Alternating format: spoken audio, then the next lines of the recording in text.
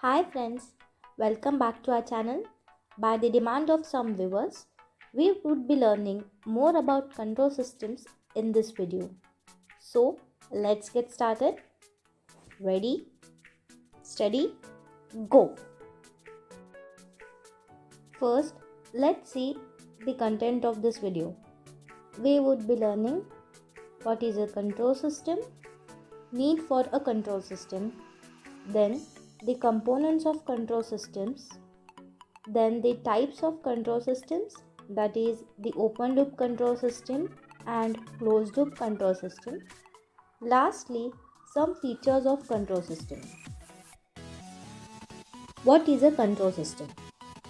In our last video, we saw that a system that controls other system is called as a control system. Hence, the basic definition of control system is a combination of various elements connected as a unit to direct or regulate itself or any other system in order to provide a specific output is known as a control system. Controlling is nothing but the act of regulating or directing. So, the control system is used to direct the functioning of a physical system to carry out the desired objective. For example, from a television system, refrigerator, air conditioner to automobiles and satellites, everything needs a proper controlling to provide the output for which it is designed. Thus, all these are control systems. Now, let's see what is the need of this control system. Control systems are considered as one of the basic major aspects of our growing technology.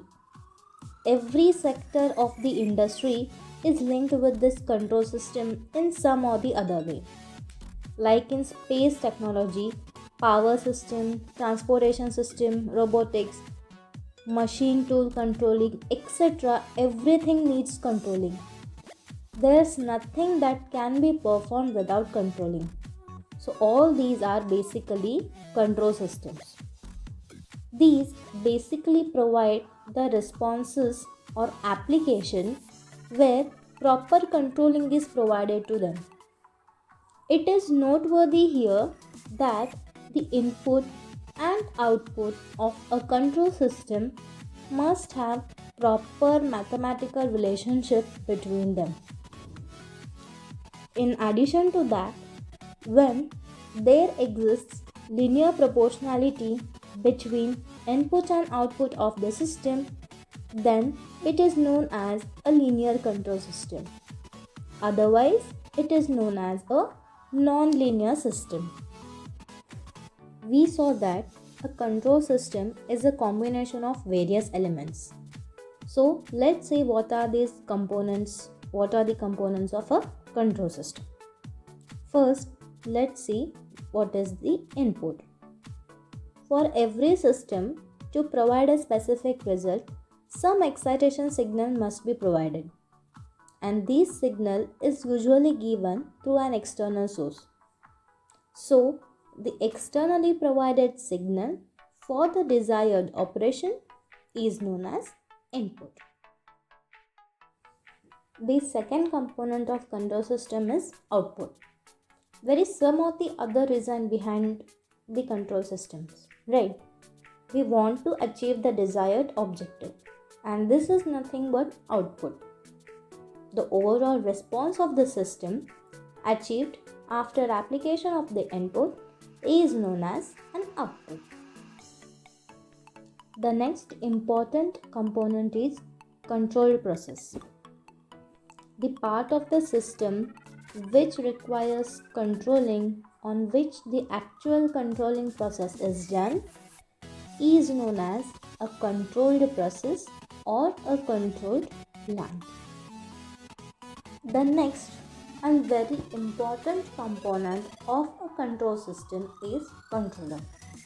Though we have an input, the process, and we have to get the desired output, we need some or the other thing which acts as the master to control the whole process. So, the internal or external element of the system that controls the process is known as the controller. Moving forward, let's see what are disturbances. Sometimes, even on providing the required input, the right type of controlling, the system fails to generate the desired output. So, the signal that causes variation in the desired output is known as disturbances. Now, disturbances can be of two types depending on its origin. If the disturbance is generated from the system itself, then it is known as internal disturbance, while if the disturbance is generated from somewhere outside the system and unknowingly acting as another input to that system and causing an adverse effect on the output, then it is known as an external disturbance. Let's move to the types of control system. These are majorly classified on the basis of whether the output is involved in controlling action or not. So basically there are two types of control systems, that is open loop control system and closed loop control system. So let's see each of it in. Let us study what is an open loop control system. Have a close look on this whiteboard.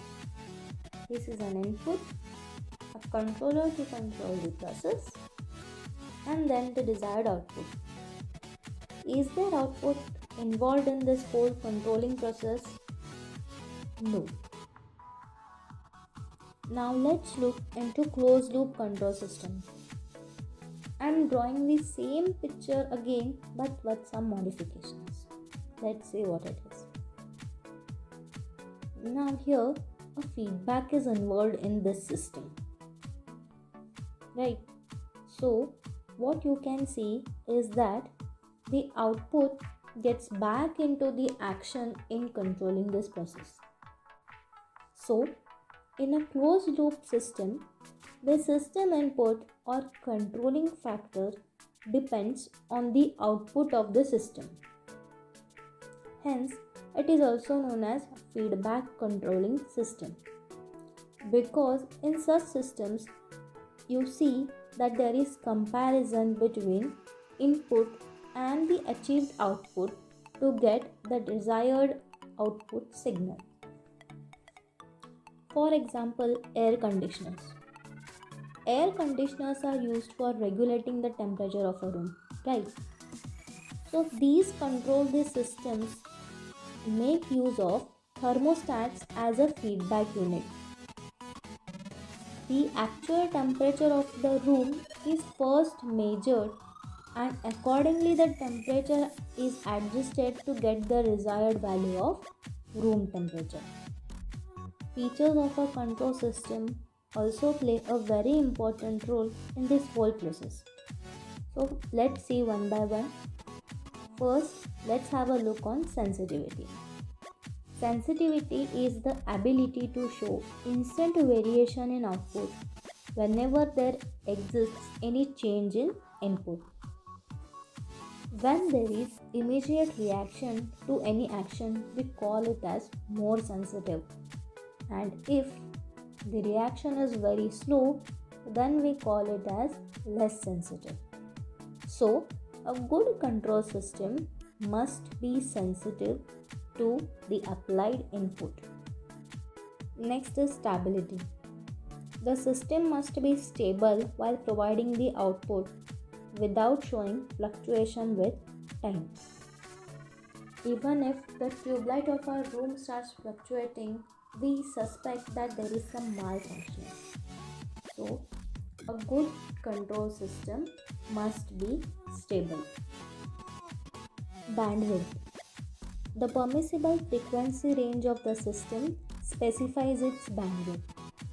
And so, to have a good frequency response, the system must possess high bandwidth.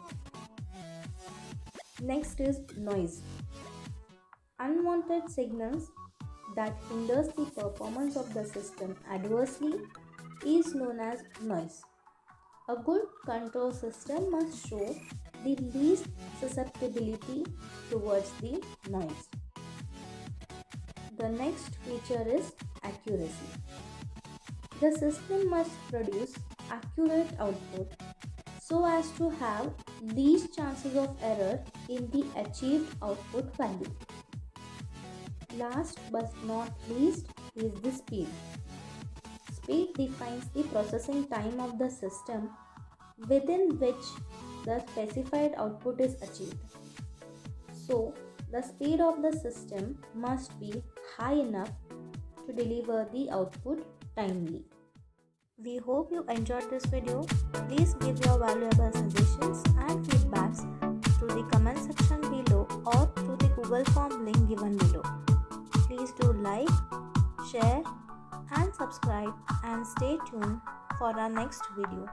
Thank you.